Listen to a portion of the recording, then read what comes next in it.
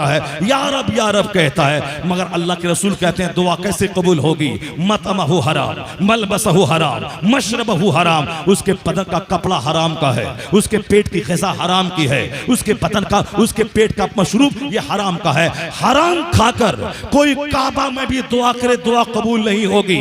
और हलाल का 1 रुपया हराम के खरबों रुपए से बेहतर होता है। हलाल का किराए का घर हराम के अपने करोड़ों के घर से बेहतर है। बुजुर्गों ने कहा है ये 50 लाख लोग जो हज को जाते हैं, ये उम्रा पे उम्रा जो लोग ठोकते हैं, उसमें अच्छी नीयत वाला हलाल कमाई वाला कम ही लोग होते हैं। अक्सर लोग वो होते हैं यहाँ झूठ बोले, दूसरों को सताए और माल कमा के हज को चले जाए। वो हौखाने काबा का खिलाफ थाम के दुआ करे, कश्मीर का मसला हल हो, बोस्निया का मसला हल हो, हिंदुस्तान का मसला हल हो। मसला हल होने के बजाय और गहराता चला जाता है। बुजुर्गों ने कहा कि मुस्लिम शरीफ की हदीस पढ़ कि अगर आदमी के चेहरे पे गर्दो गुबार है, उसका पेट पीठ में चिपक गया है, हाथ उठा के दुआ करता है, नबी कहते हैं अन्ना युस्तजाब, कैसे दुआ कबूल होगी जबकि पेट का दाना, पानी, लिबास ये सब हराम का है। हलाल का दाना अंदर जाता है तो सीना रोशन होता है। जो दुआ हो दुआ कबूल अल्लाह करता है। इसलिए बुजुर्गों ने कहा हलाल कमा, हज फर्ज नहीं है तो हज की तमन्ना मत कर, पैसा नहीं है तो मदीना जाने की तमन्ना मत कर, नमाज फर्ज है नमाज पढ़, रोजा फर्ज है रोजा पढ़, रोजा रख। जो फर्ज है वो करता नहीं, और जो फर्ज नहीं है उसके लिए भीख मांगता है। अब बोलता है तड़प है मदीना जाने की, मस्जिद जाना 5 टाइम ये जरूरी है, जमात से नमाज पढ़ना वाजिब है।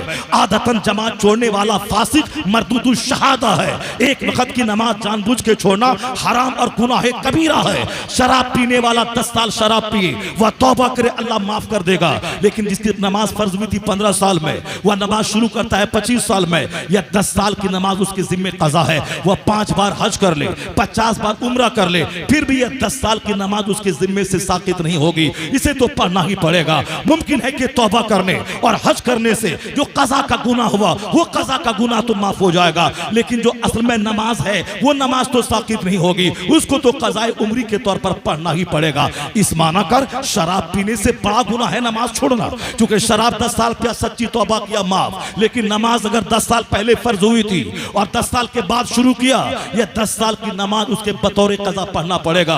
और कोई नफल कबूल नहीं होता जब तक कि फर्ज उसके जिम्मे बाकी रहे। आने वाली परसों की जो रात आ रही है वह शबे बारात है, वो मग़फ़िरत की रात है, दुआ की कबूलियत की रात है, नवाफिल पढ़ने की रात है। उस रात में ये मत बोलना कौन नवाफिल पढ़े, व्हाट्सएप पे छोड़ रहा है, नवाफिल पढ़ने का तरीका बताइए, नवाफिल पढ़ने का तरीका बताइए। उसे बता दें कि 2-2 रकत नमाज पढ़, नियत कर हर रकत में सूरह फातिहा और 3 बार कुल अल्लाह अहद शरीफ पढ़। ये वह पढ़े जिसकी कोई नमाज कज़ा नहीं हुई है, जिसकी सारी नमाजें पीछे की अदा है। लेकिन जिसकी नमाजें कज़ा हो जिसके जिम्मे, वह नफल नमाज पढ़ने का शौकीन मत बने। वो पूरी रात जाकर अपनी जिंदगी की पहली फजर पढ़े, पहली फजर अदा करे, पहली जोहर अदा करे, पहली असर की नमाज अदा करे, पूरी रात जाकर। मुमकिन है कि 1 महीने की नमाजें अदा हो जाए, उसको रात भर जागने का सवाब भी मिल जाएगा, और फिर जो कज़ा नमाज है वह भी अदा हो जाएगी, और फिर आगे जो नफल करेगा ये फर्ज अदा होने के सदक़े में वह नफल भी कबूल हो जाएगा, और रात भर की शब बेदारी भी हो जाएगी, और कर्ज भी अदा हो जाएगा।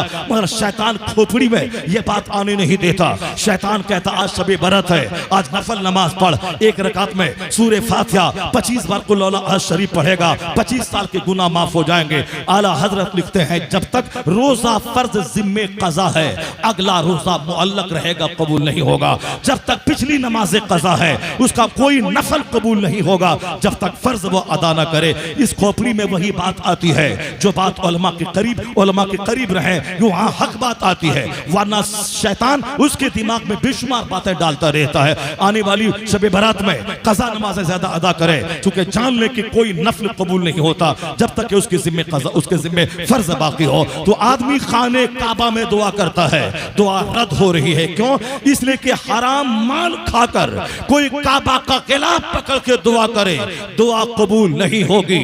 और हलाल ग़िज़ा खाकर अपने मोहल्ले की मस्जिद में दुआ करे, बुजुर्गों ने कहा है जो दुआ काबा में कबूल न होगी हराम खाकर, वो हलाल खाकर मोहल्ले की मस्जिद में कबूल हो जाएगी। इसलिए अपने मोहल्ले की हलाल का कमाई पे जोर दे, वरना आजकल सिर्फ दौलतमंद बनने के नशे में आदमी हराम हो या हलाल कोई तमीज नहीं कर रहा है। मदरसे का माल नाजायज तरीके से लोग खा रहे हैं, मस्जिद का माल जो बाप ने वक्फ किया था उसे लोग मार मार के खा रहे हैं। माल चाहिए, माल। आखिरत का अकीदा जब कमजोर होता है तब माल का जज्बा जवान होता है। माल चाहिए, इसलिए कुरान शरीफ में हर जगह पे आखिरत की बात, जन्नत की बात, जहन्नम की बात, पुलसरात की बात, मीजान की बात, वहां अजाब जहन्नम की बात, जन्नत के इनामात की बातों से पूरा कुरान भरा हुआ है। जो चर्चा हमारे घर में कम हुआ, नतीजे में हमारी बेटियों के बदन में आग लग गई। 16 साल की जवानी है, उसे कोई शौहर चाहिए, नहीं तो कोई उसे बॉयफ्रेंड चाहिए। मन शादी नहीं हुई तो किसी हिंदू के साथ ही वह भाग जाए। आए दिन ये तमाशा हो रहा है। यह तमाशा इसीलिए हो रहा है, मैं फिजिक्स ज्यादा पढ़ता हूँ, कुरान कम पढ़ता हूँ। मैं केमिस्ट्री घर में ज्यादा पढ़ता हूँ, कुरान कम पढ़ता हूँ। मैं अखबार ज्यादा पढ़ता हूँ, कुरान कम पढ़ता हूँ। जब तू अपनी बेटी को बताएगा ही नहीं कि जन्नत क्या है, जहन्नम क्या है, आखिरत क्या है, फलसफे हयात क्या है, मकसद हयात क्या है, तो तेरी बेटी जानेगी कैसे? वो तो समझेगी अच्छा खाना, अच्छा पहनना, अच्छे लड़कों से इश्क करना, यही जिंदगी का मकसद है। नहीं शादी में देर हुई, कोई काफिर ही मिल जाए जिंदगी में, काफिर ने फोन किया, उसको मिठाई का पैकेट दिया, जेवर देने का लालच दिया, उसको 1 लाख देने का लालच दिया, उसी के साथ वह भाग गई। यह कसूरवार उसका वालिद है जो अपने घर में कुरान पाक की तालीम का माहौल कम कायम किया है और सिर्फ दुनिया कमाने की हवस अपनी औलाद को ज्यादा डालता है। क्योंकि आदमी का नेचर इस तरह है, जिस तरह की बातें सुनेगा उसी तरह का असर उसके दिल दिमाग में जाहिर होगा। वरना पहले 25-25 साल की खातून की शादी नहीं होती थी, अजनबी मर्दों के बारे में दिमाग में ख्याल तक नहीं आता था, अजनबी मर्दों के बारे में सोचती तक नहीं थी। मेरी बेटियां, हमारी बीवी, हमारी माँ सोचती तक नहीं थी। बेवा हुई 25 साल में, 75 साल में उसकी मौत हुई। 50 साल अपनी गैरत, अपनी इज्जत, अपनी हया की चादर को वह बचा के रखी। न नजर बहकी, न जबान बहकी, न उसके हाथ बहके। समाज के लोग कहते थे ये समाज की आबरू और जीनत का नाम है, जिसको आंचल से, जिसके सर से आंचल खिसकते हुए नहीं देखा गया। इसकी वजह से बारिश रहमत का नुज़ुल समाज में होता है। वो भी तो औरत थी, 25-50 साल शौहर के बगैर जिंदा कैसे रही? या 16 साल की छोकरियां अजनबी मर्दों के साथ भागने का ऐसा माहौल कायम किया है, 40 करोड़ मुसलमानों की नाक कट रही है। अभी बरेली इलाके में 1 महीना पहले एक खूबसूरत पढ़ी लिखी, कॉलेज की पढ़ी लिखी खातून, उन्होंने एक गैर मुस्लिम के गले में फूल का माला डालकर उसके साथ उन्होंने शादी कर ली। अभी चंद दिन पहले एक मुसलमान की बेटी वह गैर मुस्लिम के साथ भाग के कोर्ट मैरिज कर रही है। बाप उसका घिघिया के हाथ जोड़ के भीख मांग रहा है कि बेटी मान जा, चलो मैं तेरी शादी दिला दूंगा। क्यों इस तरह के सांप को पैदा किया था? क्यों इस तरह की बेटी पैदा की थी जिसके सामने बाप को गिरा के भीख मांगने की नौबत आ रही है? बाप कहता माँ का प्यार याद कर, मेरी शफकत याद कर। तेरी माँ ने तुझको पेट में 9 महीने रखा, 2 साल खूने जिगर पिलाया, 10 साल नर्स की तरह तेरे कपड़ों को साफ करी, मैंने तुझ सारा प्यार तुझ पर निछावर किया। मेरी नाक क्यों काट के गैरों के साथ भाग रही है? कुछ नहीं, बदन में आग लगी है, आग। जल्दी से इस आग को बुझाना है। चाहे ये आग कोई हॉकर बुझा दे, कोई जोकर बुझा दे, कोई चमार बुझा दे, कोई हरिजन बुझा दे, कोई दलित बुझा दे, कोई चादर बेचने वाला बुझा दे, कोई ग्वाला बुझा दे। बदन में आग लगी है शहवत की। ये हराम गज़ा की तासीर है कि तेरा लड़का हराम की तरफ माइल हो रहा है। ये हराम गज़ा की तासीर है कि तेरी लड़की हराम काम की तरफ माइल हो रही है। वरना जहां कुरान की तिलावत हो, जहां हलाल गज़ा हो, 40 दिन तक उसका दिल दिमाग रोशन होता है। और हराम की गज़ा अंदर जाए तो 40 दिन तक दिमाग काला, दिल काला, शहवत की दुनिया में आग लगती है। 25 साल की खातून सर से आंचल ने किसकी, ये 16-18 साल की बच्चियां हैं, इसके बदन में आग लगी है, उसको बुझाने के लिए वह भाग रही है। जन्नत में खरबों साल रहना होगा तो अब वहां जल जाएंगे मगर आज आग बुझे। कब्र में कयामत कायम ना होगी 50,000 साल तक, तो कब्र में रहना है, कुछ भी हो मगर आज आग बुझनी चाहिए। इसी बदन में आग लगी, वो हराम कमाई की तासीर है, वह गंदे माहौल का असर है कि आज बेटियां नाफरमान पैदा हो रही है, बेटे नाफरमान हो रहे। बुजुर्गों ने कहा है, कुरान ने क्यों कहा नेकों के साथ रहो? क्यों कहा नेकों के साथ रहना, नेकों की बात सुनना, नेकों का चेहरा देखना, नेकों की महफिल में बैठना, नेकों के पास आना जाना। ये अहादीस के औराक भरे हुए हैं कि नेकों के पास जाने की क्या फजीलत है। ये कुरान पाक में क्यों कहा गया इन्न रहमतल्लाहि करीबुम मिनल मोहसिनीन, अल्लाह की रहमतें मोहसिनीन के करीब है। कुरान पाक में क्यों कहा गया इन्नल्लाह युहिब्बुल मुत्तकीन, अल्लाह मुत्तकीन से मोहब्बत करता है। कुरान ने क्यों कहा वकुनू मअस सादिकीन, सच्चों के साथ रहो। हमारी सोहबतें गुंडों की, हमारे घर में आना जाना दलालों और चोरों का, हमारे घर में आना जाना बेनमाजी का, हमारे घर में आना जाना शराबियों का, हमारे घर में आना जाना अजनबी मर्दों का। अगर मेरी बच्चियां बिगड़ जाए हमारा कसूर है। हमने कभी अपनी बेटी के सामने फातिमा ज़हरा की सीरत नहीं बयान की, गौसे आजम की माँ की सीरत बयान नहीं की, हमने कभी आला हजरत की माँ की सीरत नहीं बयान की, महबूब इलाही की माँ की सीरत बयान नहीं की, गरीब नवाज की माँ की सीरत बयान नहीं की। जब मैंने बयान किया बच्चों के सामने, वह पढ़ी लिखी डॉक्टर बनी, करोड़ों में खेल रही है, वह पढ़ा लिखा इंजीनियर बना, वह लाखों में खेल रहा है, वो पढ़ी लिखी IAS ऑफिसर बनी, वह खरबों में खेल रही है, वह पढ़ा लिखा IPS ऑफिसर बना, वह करोड़ों में खेल रहा है। तो बच्चों के दिमाग में भी जुनून बसेगा, हमें डॉक्टर बनना है कमाने के लिए, हमें इंजीनियर बनना है कमाने के लिए। वह डॉक्टर बनने के बाद खिदमत क्या करेगा? वह गरीबों की जमीन बेचवा के नॉर्मल डिलीवरी को सिजरिंग करवाएगा, उसके जेवरात को गिरवी रखवा देगा, वरना बोलेगा बच्चा भी मरेगी, बच्चा भी मरेगा। अब यह गरीब बेचारा पांव पकड़ रहा है, मगर उसका दिल अंधा है, क्योंकि पढ़ा ही है कमाने और खाने के लिए, इसीलिए वो कमा खा रहा है। बाप ने बोला था डॉक्टर बनेगा, कमाएगा, खाएगा। बाप कहां बोला था पढ़ेगा लिखेगा नेक बनेगा, जन्नती बनेगा, समाज की सेवा करेगा, हराम और हलाल में तमीज करेगा। तो डॉक्टर बन के भेड़िया, लोग कहते हैं डॉक्टर बनना और है, इंसान बनना और है। वह इंजीनियर है, 200 से ज्यादा आदमी को मोरबी का झूला पुल खोल के उन्होंने उसको मौत के मुंह में डाल दिया, सिर्फ चंद सिक्के की खातिर। NOC भी नहीं मिला था। लोग कहते हैं वो इंजीनियर की सूरत में दरिंदा है, वो भेड़िया है, इंजीनियर है मगर इंसान नहीं है, ये डॉक्टर है मगर इंसान नहीं है। तो इंसान होना और है, डॉक्टर होना और है, इंजीनियर होना और है, डॉक्टर होना और है। तो उस कॉलेज में इंजीनियर बन के पैसा कमाने का हुनर सिखाया जाता है, उस कॉलेज में डॉक्टर बनकर चंद सिक्के कमाने का हुनर सिखाया जाता है। ये मदरसा है जहां की चटाई पे बच्चों की गुट्टी में पिलाया जाता है। झूठ बोलना हराम, शराब पीना हराम, सूद खाना हराम, माँ बाप को सताना हराम, नमाज छोड़ना हराम, दूसरों की जमीन पे कब्जा करना हराम। ये लीगल है या इलीगल है, या राइट है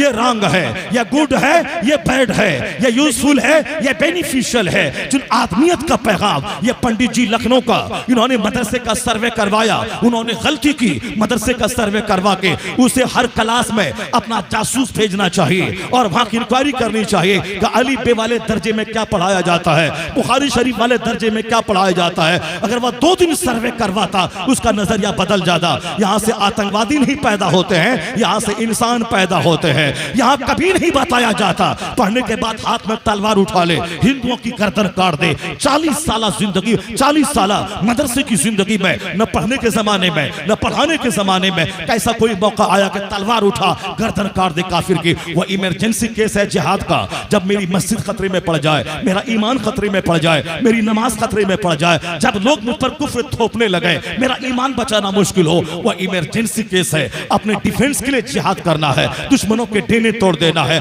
नॉर्मल हालत में कुत्ता भूखा रहे उसको पानी पिलाने पे सवाब है, बिल्ली को चारा देने पे सवाब है, चाहे वह काफिर क्यों न रहे। रास्ते में कोई भूखा है उसे खाना खिला दे, सवाब मिलेगा। हमारा मजहब तो यहाँ तक कहता है कि अल्लाह तबारक व तआला का कुंबा है ये सारे इंसान, और तुम में सबसे बेहतर वो है जो अल्लाह के कुंबे के साथ अच्छा सलूक करने वाला है। जिहाद इमरजेंसी केस में है, जब हम पर कोई थोप दे, मेरा ईमान खतरे में पड़ जाए, तब उसका टेना तोड़ना है। बाकी नॉर्मल हालत में मेरा अखलाक कैसा हो, मेरा किरदार कैसा हो, मेरा बिहेवियर कैसा हो, मेरा कैरेक्टर कैसा हो, इस पे इस्लाम जोर देता है। अली पास से लेके बुखारी शरीफ तक हर क्लास में मानवता का पाठ सिखाया जाता है, आदमियत का मैसेज दिया जाता है। यहाँ इंसान बनाने की फैक्ट्री है यह मदरसा। जब से मेरे मालदारों ने अपने बच्चों को मदरसे में पढ़ाना छोड़ दिया, हाफिज बन रहा, खुशी हो रही है, मगर कोई मदरसे का ट्रस्टी अपने बच्चों को नहीं बनाता हाफिज। बंबई की मस्जिद में इमाम है, खिताब अच्छा लगता है, तरावी अच्छी लगती है, मगर मस्जिद का अरबपति ट्रस्टी वो अपने बेटे को कभी आलिम नहीं बनाता है। वह जानता है कि एक आलिम मेंबर पे चढ़कर खिताब करता है तो बैरिस्टर नीचे, लॉयर नीचे, एडवोकेट नीचे, प्रोफेसर नीचे, टीचर नीचे, दारोगा नीचे। एक गरीब का बच्चा जो आलिम है वह मेंबर पे चढ़ के जब खिताब करता है, लगता है जैसे कोई बादशाह हो जो रियाया को खिताब कर रहा हो, जैसे कोई जनरल हो वो आर्मी को ललकार रहा हो। वो सारी इज्जतें अपनी जगह, मगर कोई एक मस्जिद का ट्रस्टी बेटे को आलिम नहीं बनाता, मदरसे का मैनेजर बेटे को आलिम नहीं बनाता, क्योंकि उसके दिमाग में है आलिम बनाएंगे तो खाएगा क्या, पिएगा क्या, तो नौकरी नहीं मिली तो क्या खाएगा, 5000 कमा के कैसे बच्चों को पालेगा। यही बात 100 साल पहले हजरत अल्लामा अहमद यार खान नईमी ने लिखा है कि हमारे जमाने के जितने दोस्त थे, जिन लोगों ने कॉलेज स्कूल में पढ़ा, उन लोगों को दर दर की ठोकरें खाते देखा, जिनको नौकरी नहीं मिली उनको तो मामूली जलील काम करते फैक्ट्री में देखा। लेकिन उस जमाने में भी लोग कहते थे मौला बनने के बाद क्या कमाएगा क्या खाएगा। जिन लोगों ने मदरसे में पढ़ा, अच्छी मस्जिदों में, मदरसों में, मकतबों में आबरूमंदाना जिंदगी वो गुजार रहे हैं। वो स्कूल कॉलेज का पढ़ा लिखा जिसको नौकरी नहीं मिली वह जिल्लत की भीख मांग रहा है, मगर मदरसे का पढ़ा हुआ इज्जत की रोटी उसको मिल रही है। क्योंकि हुजूर ने कहा था वादिये मिना में जो दीन का गम अपने पीछे लगा लेता है अल्लाह उसकी दुनिया का कफील और जिम्मेदार हो जाता है। अल्लाह वहां से रोजी देता है जहां से बंदा सोच नहीं सकता। मगर हमारे लोगों ने समझ लिया ये मदरसे में पढ़ाने के बाद बच्चों को पैसा कहां से आएगा, तो मालदारों ने पढ़ाना छोड़ दिया। अब गरीबों के चंद बच्चे मदरसे में पढ़ रहे हैं, मालदारों ने पढ़ाना छोड़ दिया। गवर्नमेंट ने आतंकवादी का अड्डा कहा, यहां से आतंकी पैदा होते हैं। जब फैक्ट्री में पैदावार कम होगी तो समाज में माल कहां से मिलेगा। समाज में प्रोडक्शन है ITI कॉलेज का, समाज में पैदावार है मेडिकल कॉलेज की, तो डॉक्टर हर गली कूचे में मिल रहे हैं, इंजीनियर हर गली कूचे में मिल रहे हैं। स्कूल में बच्चों के पोशाक का पैसा मारकर अपनी गाड़ी में पेट्रोल डालने वाले हरामखोरों की तादाद बढ़ रही है। स्कूल में मध्याह्न भोजन का पैसा मारकर अपने महल चमकाने वालों की तादाद में इजाफा हो रहा है। तो आदमी कहां से पैदा होगा। यहां तो नजरिया है कि मदरसे में पढ़ने वाला ये कमाएगा क्या, खाएगा क्या, कमाने खाने के लिए वो स्कूल और कॉलेज है। जब प्रोडक्शन घटा तो समाज में शरीफों की तादाद घट गई, नेकों की तादाद घट गई। क्योंकि इंसानियत की फैक्ट्री है यह मदरसा, इसकी पैदावार बढ़ती जाएगी तो शरीफों की तादाद में इजाफा होगा, नमाजियों की तादाद में इजाफा होगा, हलालखोरों की तादाद में इजाफा होगा। अगर दुनिया कह रही है कि डॉक्टरों से समाज, बंदरों से समाज भर गया, चोरों से समाज भर गया, डकैतों से समाज भर गया, उसका एक रास्ता है कि इस फैक्ट्री को दोबारा आबाद किया जाए, इसको तवानाई दी जाए, इसको पानी दिया जाए। अपने बच्चों को 1 घंटा मदरसे में, उसके बाद 6 घंटे स्कूल में पढ़वाया जाए, ताकि इंजीनियर बाद में बनेगा, इंसान पहले बने, डॉक्टर बाद में बनेगा, इंसान पहले बने, वो प्रोफेसर बाद में बनेगा, इंसान पहले बने। जिस दिन यह फैक्ट्री जवान हुई चोरों की तादाद घटेगी, शरीफों की तादाद में इजाफा हो जाएगा। नारे तकबीर, नारे रिसालत, उलमाए अहले सुन्नत, इस्लाही मुआशरा कॉन्फ्रेंस, जामिया हबीबिया अशरफिया। हमने मदरसों के महत्व को नहीं जाना। इस मदरसे ने दुनिया को क्या दिया है, इस मदरसे ने दुनिया को क्या दिया है। इस मदरसे ने दुनिया को कुतुब दिया है, इस मदरसे ने दुनिया को अब्दाल दिया है, इस मदरसे ने दुनिया को गौसे आजम दिया है, इस मदरसे ने दुनिया को ख्वाजा गरीब नवाज दिया है, इस मदरसे ने दुनिया को महबूब इलाही दिया है, इस मदरसे ने दुनिया को शेखुल इस्लाम वल मुस्लिमीन इमाम अहमद रजा खां फाजिल बरेलवी जैसा मुजद्दिद आजम दिया है। इस मदरसे ने मुफ्ती आजम हिंद हुज्जतुल इस्लाम और अख्तर रजा खां अजहरी जैसा ताजुल शरिया दुनिया को दिया है। मदरसे की तारीख बड़ी रोशन है, हमारे बच्चे नहीं जानते इस मदरसे में क्या होता है। इस मदरसे के बारे में जॉन डेविनपोर्ट, 7 समंदर पार का दानिश्वर, उसने जबरदस्त रिमार्क करते हुए कहा, वो कहते हैं it must be owned that all the knowledge wither of physics और एस्ट्रोनॉमी और एस्ट्रोलॉजी और mathematics which flourished in Europe from the 10th century was originally derived from the Arabian schools, and the Spanish Saracen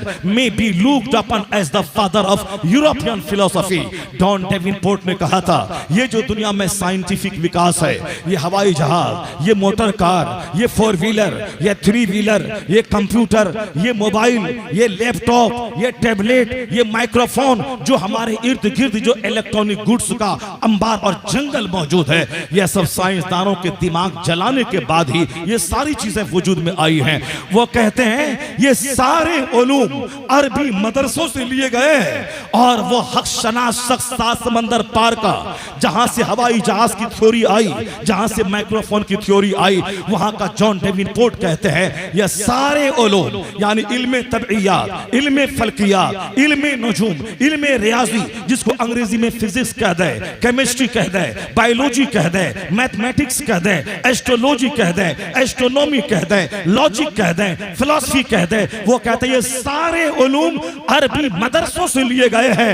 वो the Spanish Saracen may be looked upon as the father of European philosophy. वो हक पहचानने वाला बंदा बोलता है मदरसे के उलमा जो स्पेन में तहकीक की बातें बता रहे थे, वो उलमा साइंस के बाप कहे जाने के मुस्तहिक है, जो मदरसे में तहकीक की बातें बता बता कर साइंसी उलूम को जन्म दिया है और साइंस के दरवाजे को खोला है। ये मदरसा की तारीख बड़ी रोशन रही है।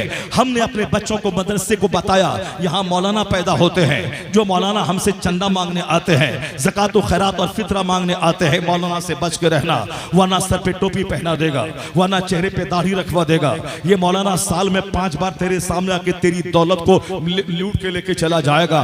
दूर से सलाम करना, कभी मौका मिले 100 रुपए से मुसाफा कर लेना, ज्यादा इसके करीब मत जाना, वरना जवानी में दाढ़ी रखवा देगा, कोई अपनी बेटी नहीं देगा, वरना जवानी में पंजाबी कुर्ता पायजामा पहना देगा, कोई उसको दामाद नहीं बनाएगा। इसे दूर से सलाम करना, वाह वाह कर देना, वाह मौलाना वाह, मगर उसके करीब मत जाना, उससे रिश्तेदारी मत करना, उसको अपनी बेटी मत देना, वरना फिर ये चादर संभालेगा, सर दबेगा, पांव खुलेगा, पांव ढकेगा, सर खुलेगा, इसके पास में पैसे कहाँ हैं। यही वजह है कि आज हमारे बच्चे हमें खैरात देते हैं, हमें ज़कात देते हैं, वो मुझे सलाम तक नहीं करते हैं। वो एक पंडित जी के पास जा रहे हैं, पंडित जी की बात सुन रहे हैं, रामदेव की बात सुनते हैं, वो साहब मुरारी बापू की बात सुनते हैं, मगर मेरी बात नहीं सुनते हैं। वो दूसरों की बातें सुनते हैं, मेरी बात नहीं सुनते हैं। वह हेल्दी लाइफ गुजारने का तरीका वह रामदेव से लेते हैं, हमसे नहीं लेते हैं। जबकि उस रामदेव की कहानी सुनाई जाए, मुरली मनोहर जोशी जो हिंदुस्तान का बहुत बड़ा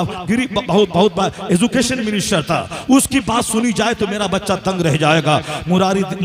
डॉक्टर मुरली मनोहर जोशी ने कभी कहा था कि योगा करना जरूरी है सेहतमंद रहने के लिए, मगर उन्होंने कहा था कि मुसलमानों को योगा करने की क्या जरूरत है।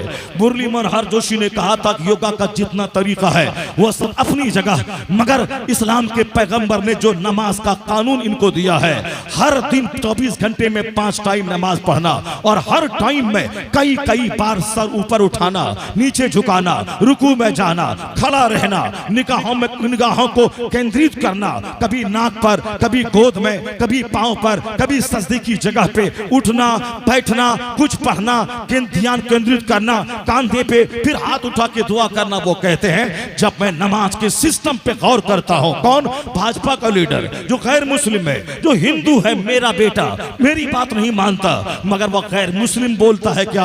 अखबार में उसकी बात छपी, मैंने अपनी आंखों से कानपुर के रेलवे स्टेशन पर उसकी खबर को पढ़ करके मैंने वहां से हर मजलिस में मैं नौजवानों को मसाज देना चाहता हूं। एक गैर मुस्लिम भाजपा का कैडर लीडर, या 3 ही लीडर है जो भाजपा की पार्टी खड़ी है, अटल बिहारी वाजपेयी, आडवाणी, डॉक्टर मुरली मनोहर जोशी। डॉक्टर मुरली मनोहर जोशी उन्होंने फिजिक्स से PhD किया है, यानी बहुत बड़ा प्रोफेसर और भाजपा का लीडर। वो कहते हैं कि योगा जरूरी है, जरूरत है वक्त की, मगर मुसलमानों का कानून नमाज जब मैं देखता हूं, ऐसा लगता है योगा के जितने भी अलग अलग तरीके हैं वो सारे तरीके नमाज के अंदर जमा है। वो कहते हैं नमाज से बढ़कर कोई योगा नहीं, और नमाज देने वाले मोहम्मद अरबी से बढ़कर कोई डॉक्टर, कोई तबीब नहीं। एक गैर मुस्लिम की तो फिक्र ऐसी है, मगर मेरा बच्चा बोलता है मौलाना के करीब मत जाना, वरना दाढ़ी रखवा देगा, मौलाना के करीब मत जाना, पंजाबी कुर्ता पहना देगा, मौलाना के करीब मत जाना, वह जवानी में नमाज पढ़वा देगा। इसका मतलब है कि आप अपने बच्चों के ताल्लुक से ये सोचते हैं मेरा बच्चा मॉडर्न बना रहे, मेरा बच्चा डॉक्टर इंजीनियर बने, मेरा बच्चा खूब दुनिया कमाए, मरने के बाद जहन्नम ही मिले क्यों न मिल जाए, दुनिया में उसको ऐश मिले। ये बाप अपने बेटे का खैर खा नहीं, वो बदखा है जो बच्चों के मुस्तकबिल को तबाह करना चाहता है। दुनिया मिले नहीं मिले, कम से कम आखिरत तो मिल जाए, ये हर माँ बाप की ख्वाहिश होनी चाहिए। अगर आखिरत अगर मिल गई तो दुनिया भी उसके जिम्मे में अच्छी मिल जाती है। अल्लाह जब चोरों को रोजी देता है, जो दिन मस्जिद में 5 वक्त नमाज पढ़ाएगा अल्लाह उसकी रोजी घटा देगा, जो रोजाना 5 पारे कुरान पढ़ेगा अल्लाह उसे भूखा मार देगा, जो लोगों को नमाज की दावत देगा अल्लाह उसे भूखा मार देगा। यह सोचने की बात है, वरना हकीकत तो यह नहीं देखता हूं कि जो भी दीन की खिदमत करता है, हकीकत में करता है, उसको तो डीएम से ज्यादा अल्लाह इज्जतों से नवाजता है, उसकी रोजी को भी बढ़ा देता है। नहीं देखा आपने एक अच्छा मुदर्रिस जो बुखारी शरीफ पढ़ाता हो, वो अपने शागिर्दों के दरमियान मिस्ल बादशाह के होता है। ऐसी इज्जत न किसी डीएम न किसी एसपी को मिली होगी जो इज्जत बुखारी शरीफ पढ़ाने वाले शेखुल हदीस को मुस्लिम समाज समाज में और उनके तलबा के दरमियान मिलती है। नहीं देखा आपने, एक साहब खतीब है, एक मिनिस्टर उतना हवाई जहाज का सहारा नहीं लेता होगा जितना एक खतीब 30 दिन में 30 शहरों का सफर करके हवाई जहाज के सफर को पानी पानी कर देता है।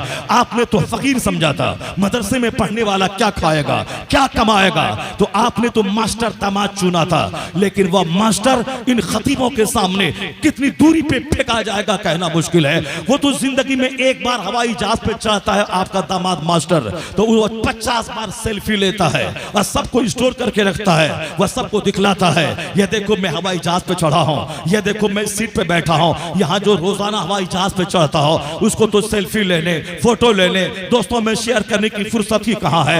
यहां तक कि खतीबों की बात, शेखुल हदीस की बात, जो मस्जिद का इमाम है उसकी इज्जतों का आलम है कि आप जाके बंबई में देखें मस्जिदों के इमाम को अपने अरबों के घर में बुलाकर वहां का अरबपति क्या कहता है, उसका हाथ चूमकर पेशानी को बोसा देकर वो यही कहता है कि मेरे पास 50 फैक्ट्री है, मैं कैपिटलिस्ट हूं, मैं बिजनेसमैन हूं, मेरे पास अरबों का घर है, मैं लैंडलॉर्ड हूं, लेकिन पेशानी चूम के कहता है कि मैं अरबपति हूं खरबपति हूं। अरबपति होना और है, तेरे सीने में जो कुरान हदीस का इल्म है, तू नाइबे रसूल नाइबे पैगंबर है। अरबपति होना और है, नाइबे पैगंबर होना और है।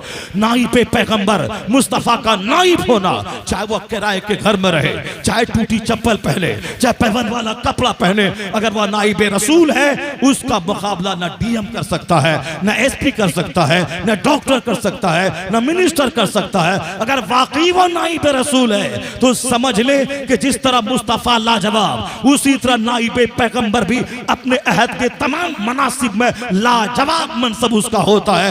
वो मालदार रास्ते से गुजरे, मुमकिन है कि झूठ की वजह से जमीन बद्दुआ करे, मगर जो बुखारी पढ़ा के, जो मस्जिद में इमामत करके, हदीस सुना के जब वह रास्ते से गुजरते हैं तो समंदर की मछलियां भी दुआ करती हैं, दरख्तों के पत्ते भी दुआ करते हैं।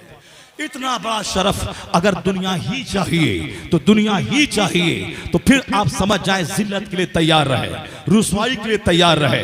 नहीं सुना आपने सुशांत सिंह राजपूत जैसा फिल्म का एक्टर कोरोना काल में जहर खा के मर गया, फांसी के फंदे पे लटक के मर गया।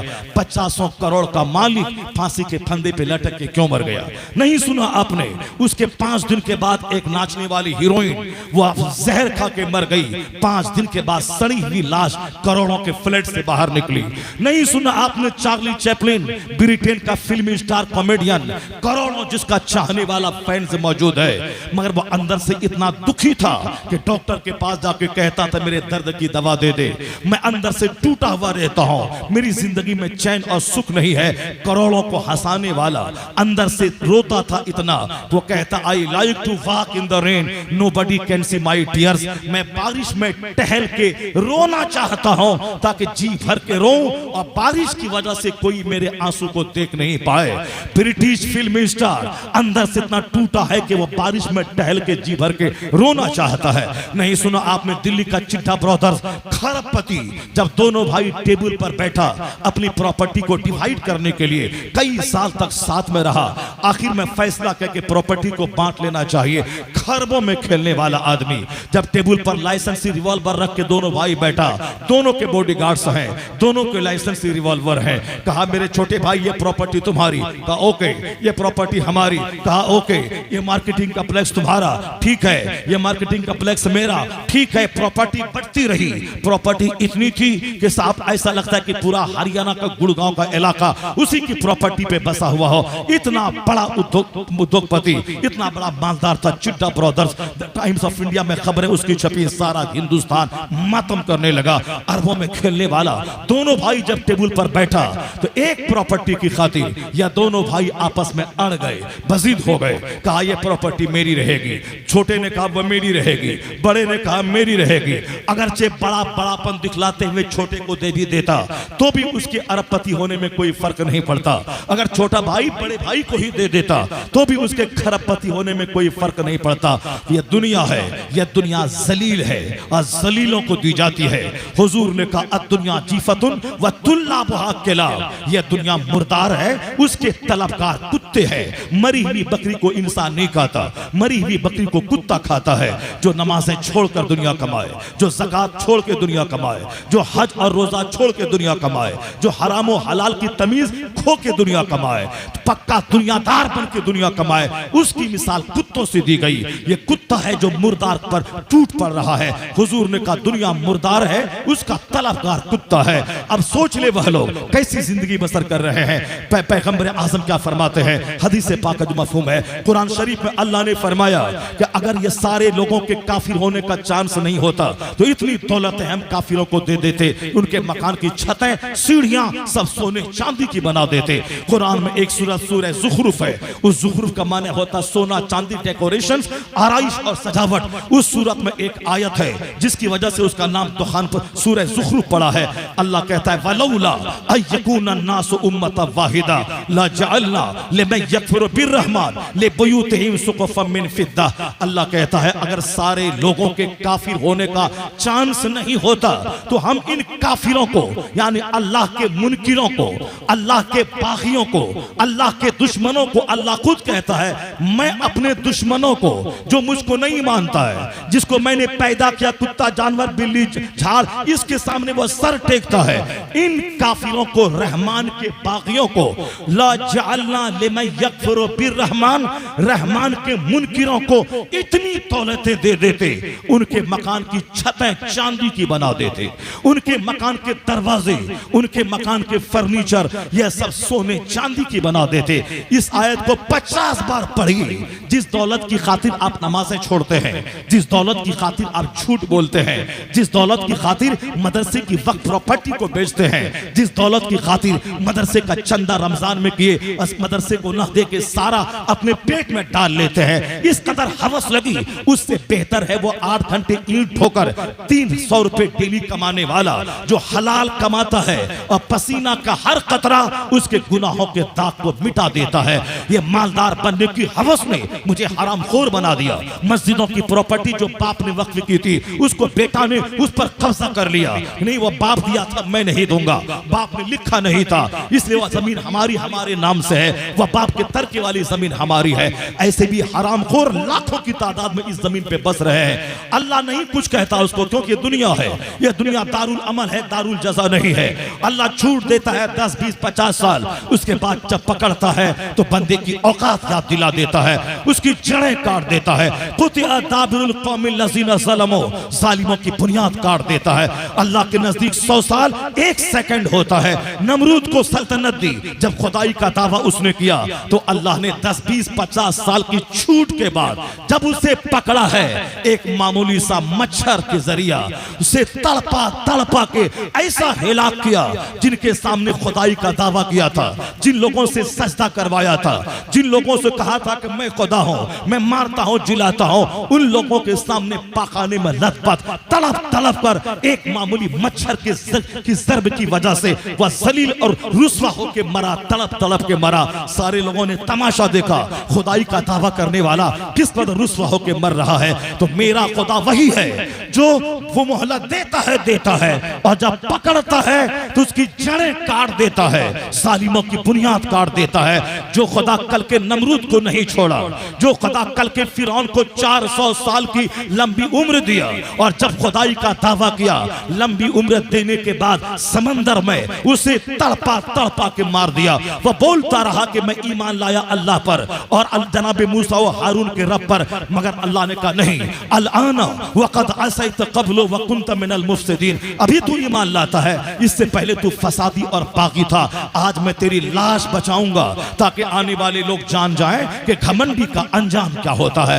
आज 3000 साल के बाद फिरौन मिस्र की लाश मिस्र की राजधानी काहिरा के म्यूजियम में एक हड्डी के ढांचे की सूरत में आज भी मौजूद है, ताकि दुनिया जाने खुदाई का दावा करने वाले का अंजाम क्या हुआ। इसलिए एक कौम मुस्लिम, कुरान साफ साफ तुझसे कहता है, क्यों तू उन काफिरों की तरह दौलतों पे रीझ रहा है, दौलतों की वजह से मस्जिदों को वीरान कर रहा है, दौलतों के शौक में मदरसों को उजाड़ रहा है, बदन पे गर्दन पे मौत की तलवार लटक रही है। कल तेरा जोहर के बाद तेरी मौत का ऐलान होगा। तुम 100 साल का प्लान अपने लिए, अपने बाल बच्चों के लिए बना रहा है। मस्जिदें वीरान, मदरसा वीरान, खानका वीरान, आलिमों की चटाई वीरान, और शराब की भट्टी आबाद, जुआ का अड्डा आबाद, साहब झूठों की महफिल आबाद, दुनिया की महफिलें आबाद, खेत खलियान आबाद, फैक्ट्री आबाद, स्कूल कॉलेज आबाद। सूखा है तो मदरसा है जो दोनों जहान की कामयाबी की जमानत देता है, उसी को तुमने उजाड़ के रख दिया। उन काफिरों को देख लिया, उसका अंजाम नहीं देखा तुमने। कुरान पढ़,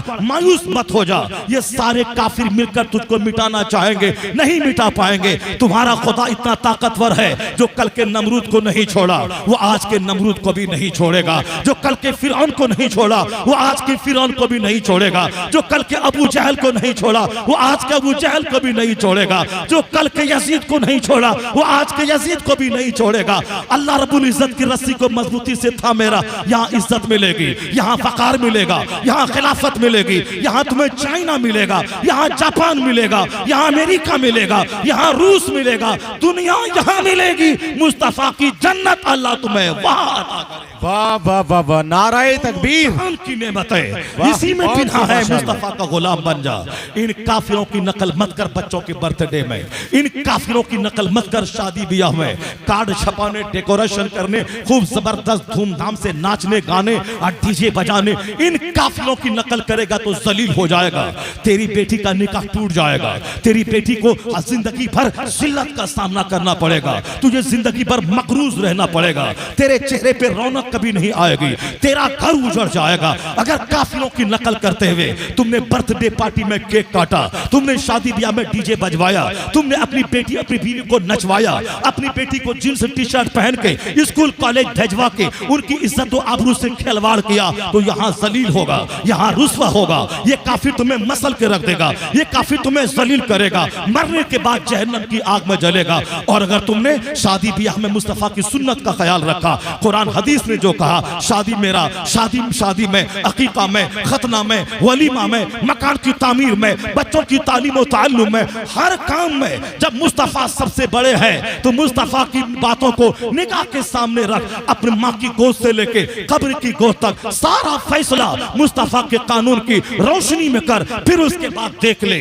यहाँ चेहरे पे नूर कैसे मिलेगा, औलाद में फरमाबरदारी कैसे मिलेगी, घर में बरकतें कैसे मिलेगी। तू किराए के घर में रहेगा, अल्लाह दुनिया का हाकिम बना देगा। अल्लाह ने वादा पूरा करके दिखलाया। अरब का खाना बदोश जो अपने कांधे पे घर लेके चलता था, अरब का बकरी चराने वाला जो बकरियां चरा के अपना पेट पालता था, लेकिन जब मुस्तफा पे ईमान लाया, कुरान करीम की तालीमात को आम करने का फैसला लिया, वह रात भर जाग के सजदा करता था और दिन में तबलीग इस्लाम करता था।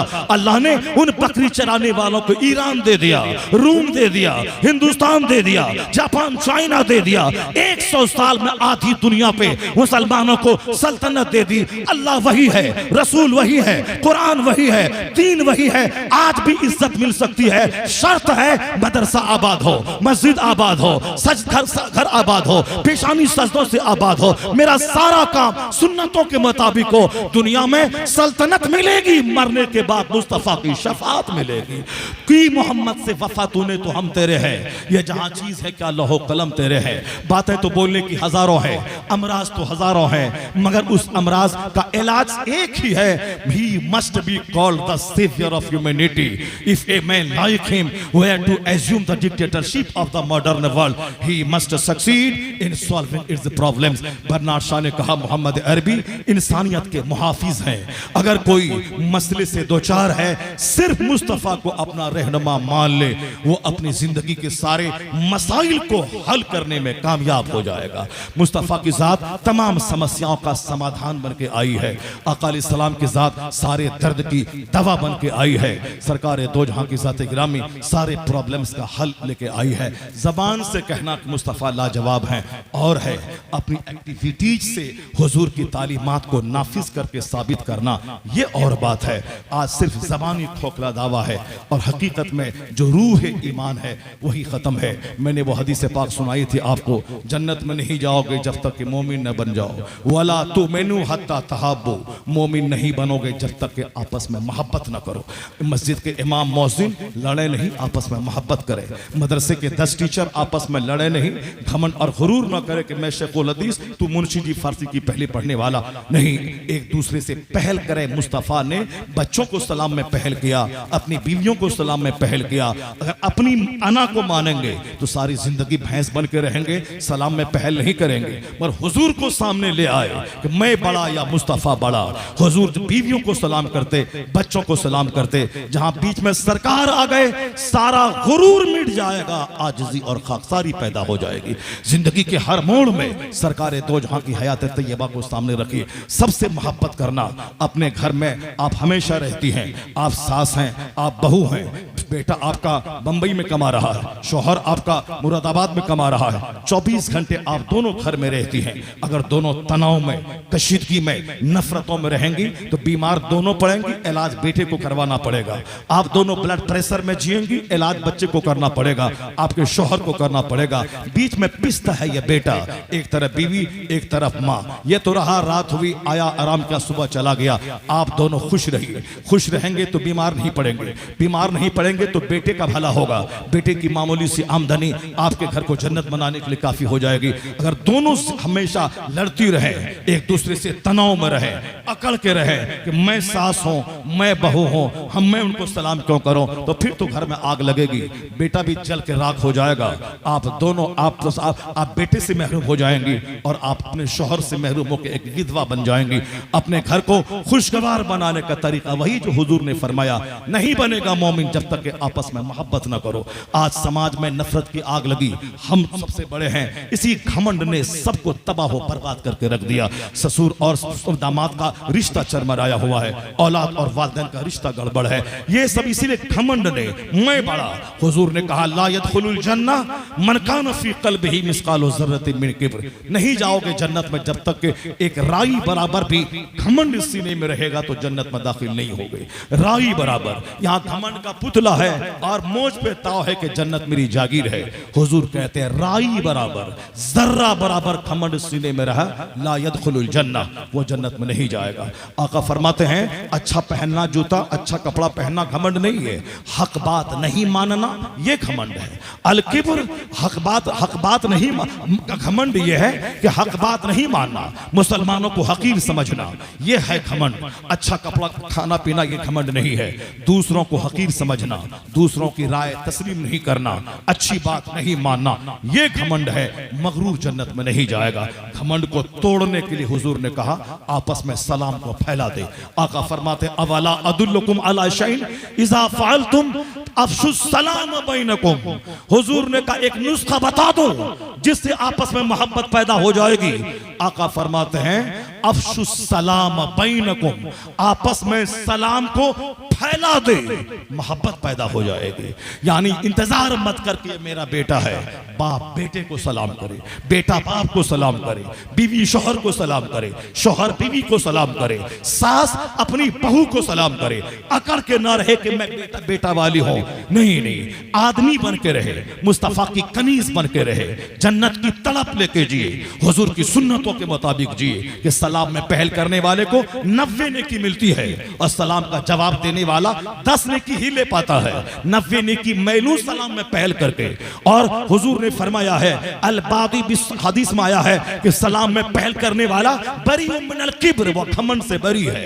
सलाम में पहल करने वाला 90 नेकी भी मिलेगी और फिर घमंड से पाक भी होगा। इसलिए हुजूर फरमाते आपस में खूब सलाम को फरोग दे दे।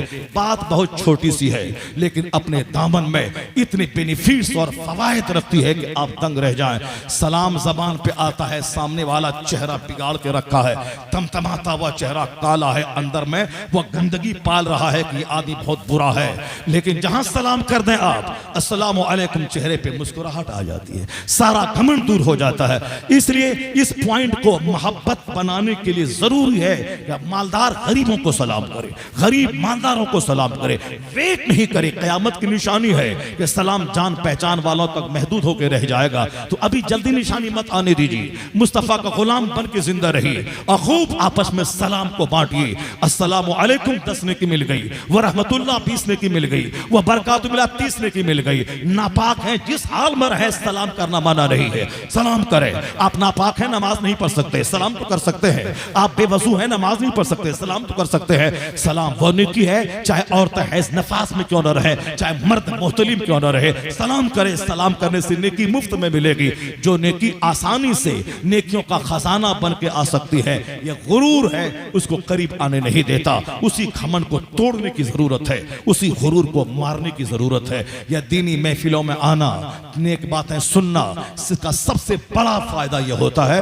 कि दिल नर्म हो जाता है, दिल सॉफ्ट हो जाता है, दिमाग का सारा घमंड का पानी उतर जाता है। आदमी कोशिश करता है कि मैं सही रास्ते पे चलूं, शैतान के रास्ते को छोड़ दूं। अल्लाह तबारक व तआला हमको और आपको सबों को नेक बनने की तौफीक अता फरमाए। अल्लाह इस मदरसे को खूब दिन दुना रात चौगुनी तरक्की अता फरमाए। माशाल्लाह हमने मदरसे में पढ़ने के बाद भी मैंने इंटरमीडिएट में 400 मैट्रिक में 400 बच्चों में सबसे फर्स्ट क्लास का नंबर मैंने लाया। 400 बच्चों में 4 स्कूल में